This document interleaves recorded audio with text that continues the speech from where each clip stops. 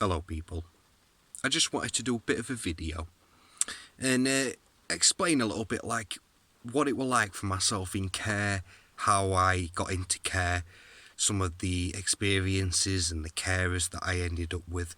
I won't be going into mega detail, I'll be brushing over this because it'll still belong in itself and I'd be here all day explaining absolutely every single detail about it. But like I say, it's just an insight to what it's like for a lot of kids in care and what it was like for me as well. So how I got into care was I put myself into care. When my mum first moved to Doncaster, the guy that she got with, it was a very rocky relationship between me and him from the start, especially because of the shit that I went through before in the old, with my stepdad and the traumatic shit that I went through with him. And his way of dealing with me and obviously my problems was to slap me about, give me shit, and I thought to myself, like, it was just stupid stuff, like, I just turned 14, you know what I mean, a man's telling me to stop smoking and stuff like that, and I took some fags out of ashtray and smoked them, and he started slapping me about for it. Do you know what I'm saying? Like, I took a couple of fags out of my mum's fucking packet. Yeah, I shouldn't have done it, but he slapped me about for it. And I'd only been living at this guy's house for about a month or two. The guy didn't even fucking know me, mate, and took it upon himself to start slapping me about. And I thought, I'm not going through the same old fucking shit again, do you know what I mean? So I thought it's either I stay or I go. And ultimately for me, I chose to go. And that's what I did. I started living on the streets while I was there, while I was going out and stuff, because they did let me out and shit, And I did go out when we first moved there, and I ended up becoming friends with this guy.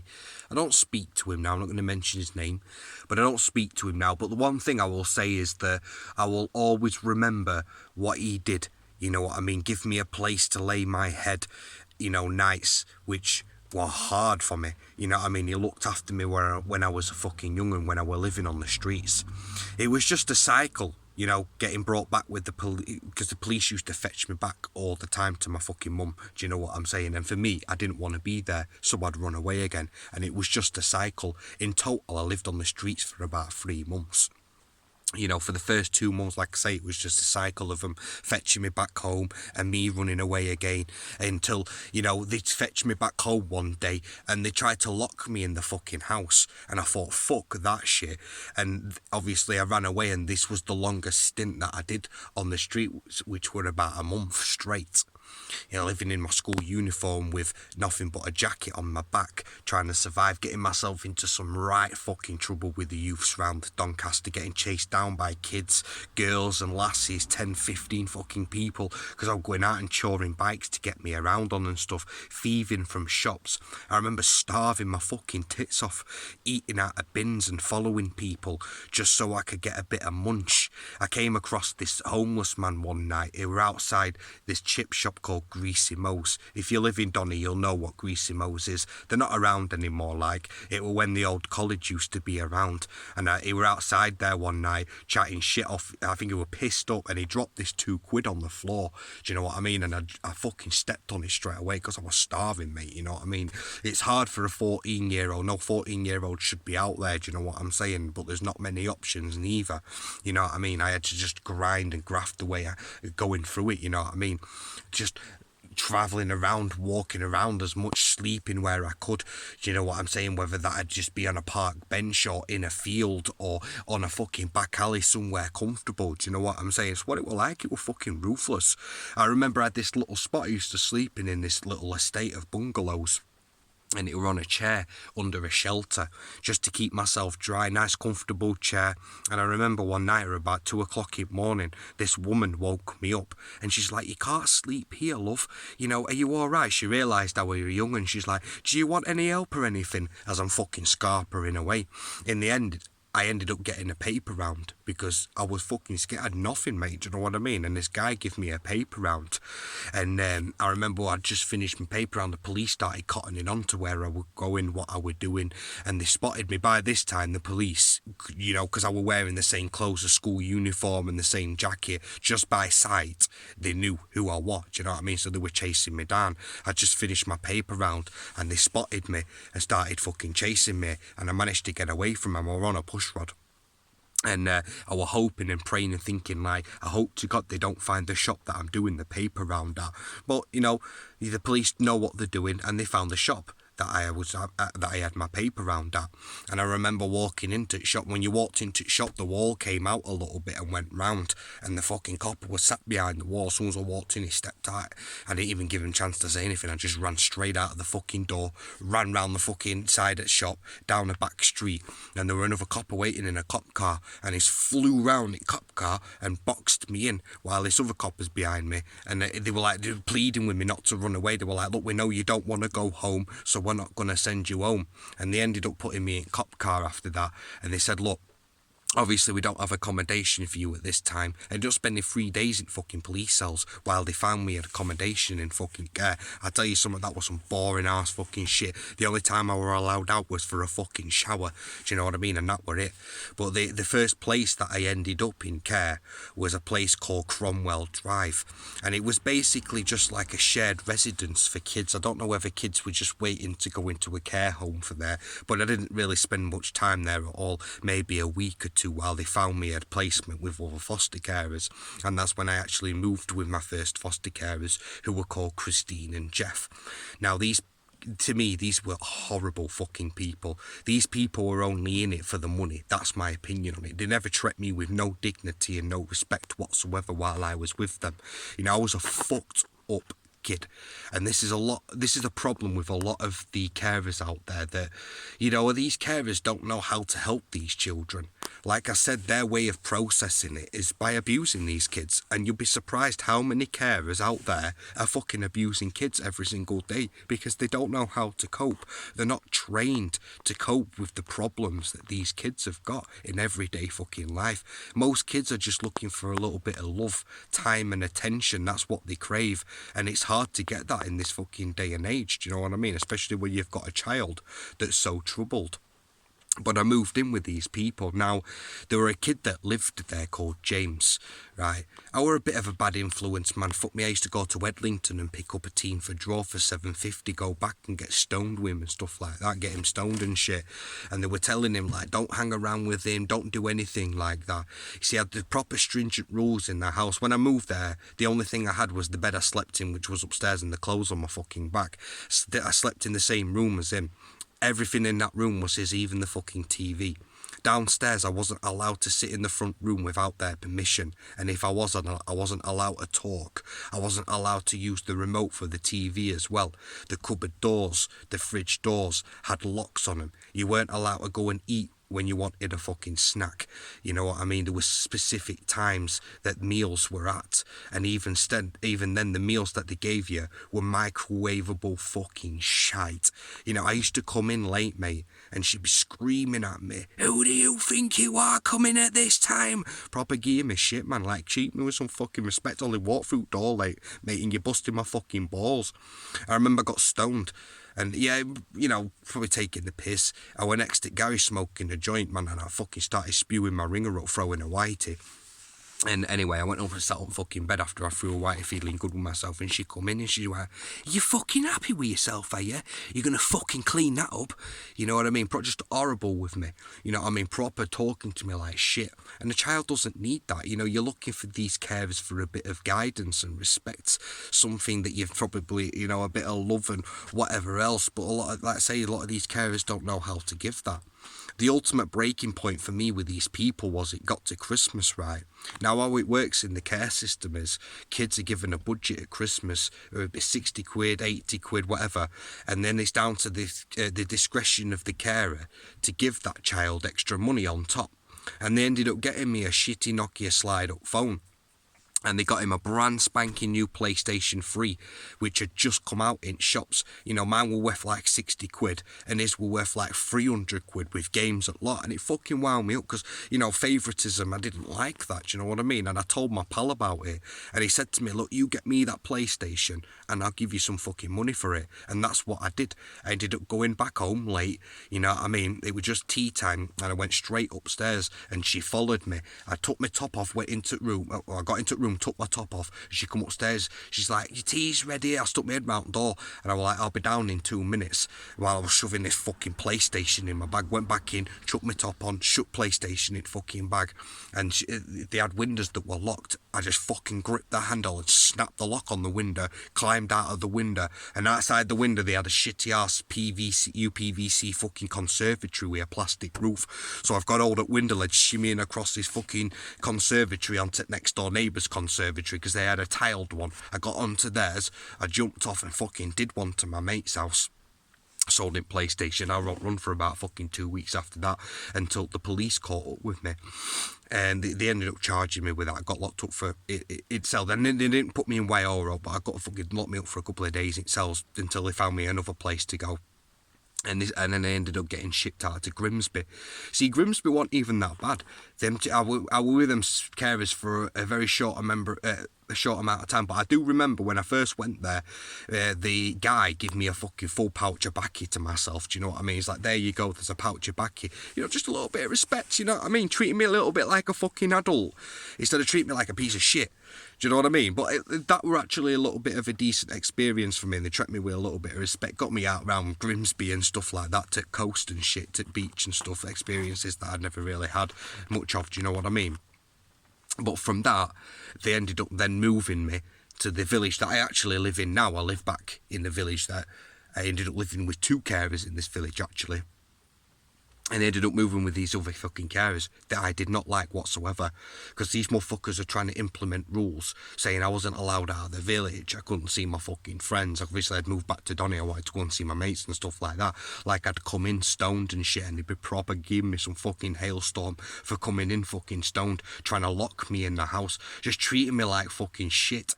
Do you know what I'm saying? And I just couldn't cope with it. I ended up robbing a DVD player off, and I only lived with them for a couple of months as well. And I ended up fucking off back onto streets again. Robbed this DVD player, sold it. I needed some money because I knew it'd be hard back out on them fucking streets again, until the police caught me and arrested me, locked me up. And then they ended up getting put with these fucking this old couple, and they were sound as fuck. I can't really remember the names. They lived in the middle of nowhere on a lane, just a row of fucking houses on a back lane. Really nice houses they were. I remember her husband had a very, very, very bad coffee addiction. He was a long distance lorry driver, and he used to get the most minuscule cups you've ever seen in your life, put hot water in it, no sugar, no milk, put 3 teaspoonsful of coffee in it, stir it the tiniest little bit, and then they'd be supping the fucking coffee whilst eating the coffee beans. Man had a real bad problem. I remember I took piss. He had a bottle of Southern Comfort on side, and he ended up drinking like 1/4 of the bottle, and the questioning fuck out of me, saying, where's this fucking bottle gone? Do you know what I'm saying? And all this lot of fucking shit, and I bullshit lied to him. Do you know what I mean? Until they moved me in with another carer.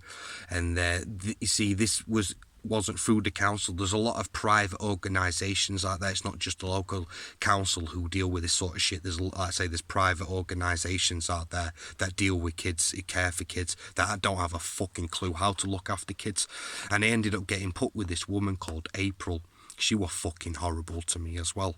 And I mean really fucking horrible. She were alright with me at first, you know what I'm saying? But the problem with this woman is I was her first care case. This woman had never looked after a child before in her fucking whole entire life. So to take on someone like me was probably a challenge for her, shall we say? Do you know what I'm saying? Because I was a challenging kid anyway. But she treated me all right at first, you know what I mean? I started, they always came in with radical fucking rules and tried to change my life and dictate this shit. Like, when I lived with her, the rules were that she had to give me pocket money. Do you know what I'm saying? But then she just stopped giving me pocket money, tried to stop me from fucking smoking, belittling me and just treating me like fucking shit. She used to grab me by my arms and stick her fucking nails and dig them into my fucking wrists and shit. She was proper fucking horrible to me. I remember what the tipping point with them was, right, is I bought some draw. Now, the side of the house used to be like a fucking alleyway, and then there were a couple of bricks missing in the wall, and that's where I used to stash all my drawer and shit like that. And I came back from fucking work and I kicked the fuck off with her. Do you know what I mean? She fucking grabbed me, mate. It proper started being an horrible bitch. She was like, you're fucking gone, you're gone. And I was gone. Police came and fucking arrested me and took me away. Do you know what I mean? This time I was like 15-year-old, you know what I mean? Proper treating me like shit. But you know what? I'll say something, right? One thing I am ashamed of, when I lived with you, there was another set of carers that lived at the other side of the village that this kid used to live with, who was probably more fucked up than me, to be honest with you. And he was hanging around with a gang in Sheffield, and they tried absolutely everything to keep him in. His head was all over the place. Some crazy shit happened with his mum and his family and stuff like that. He were really in a fucked up place. And the kid needed guidance and love and attention. And they asked me, like I say, who was 15-year-old at the time, to beat him, to, grab him and threaten him and stuff like that. I feel like a cunt now. I'm fucking 30-year-old. Do you know what I mean? It was a really cuntish thing of me to fucking do. But also a horrible thing for them to do is, manipulate me in such a way to, fucking attack this child that, like I say, didn't need attacking. He needed fucking helping. But that's the sort of calibre that a lot of carers, are fucking alike.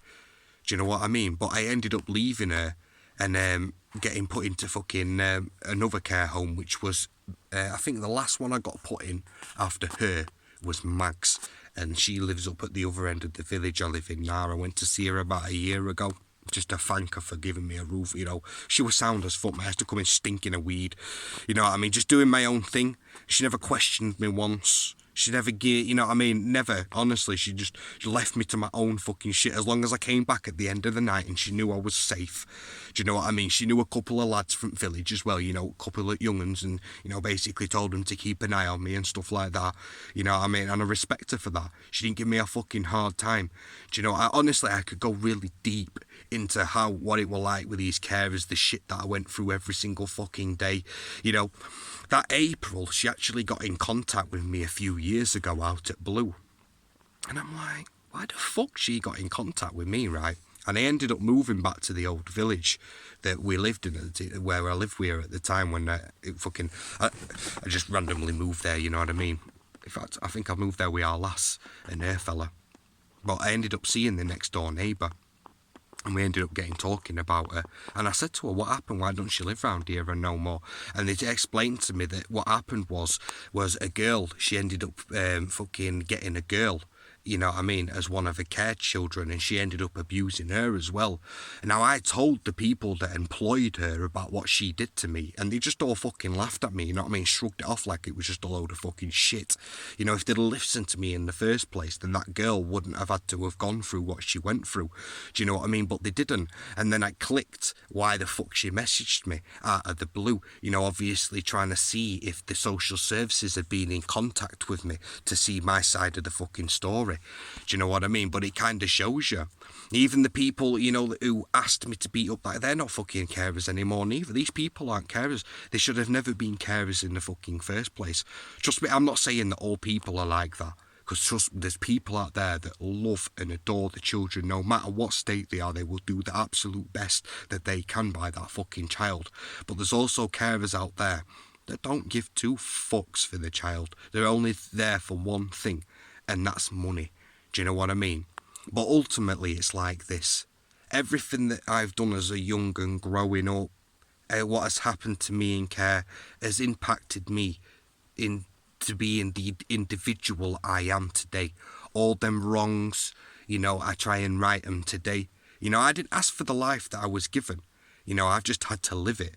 But ultimately, it's about me being an adult today, because I got 2 kids. I can't be that stupid, immature, horrible person that I used to be. How I transitioned into the person that I am today, I don't know. Do you know what I mean? How I managed to do that. But, ultimately, the only person that did that is me. I made them right decisions and put myself in the right position. You know what I mean? So it is what it is. But I just wanted to give a little bit of a insight of what it was like in care for me, and what it's like for a lot of kids out there that get abused in care. They come out of abusive relationships just to go into another abusive relationship, except it's with somebody they have no idea who they fucking are. Aren't you supposed to feel safe with these people? I got passed from pillar to post. Within 2 years, my life was just an absolute fucking crazy mad ride. Do you know what I mean? But yeah, that's like I say, I just wanted to give a little insight of what it was like for me in care. And this isn't a sympathy thing at all, far from that. It's just a little insight of what it was like for people like myself growing up in care. And there's a lot of kids out there as well who grow up in the exact same situation as what I've grown in, you know, who don't get their stories listened to.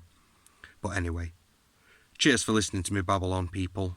The weather is nice, and just to say, my repair on the roof is holding up mint. Do you know that thing were pissing in like a tap, that? Like literally they had a bucket under it and that, do you know what I mean? Not even a fucking drop of water anymore. So buzzing. Anyway, I thought I'd get that one in quickly. Cheers for watching, people. Peace.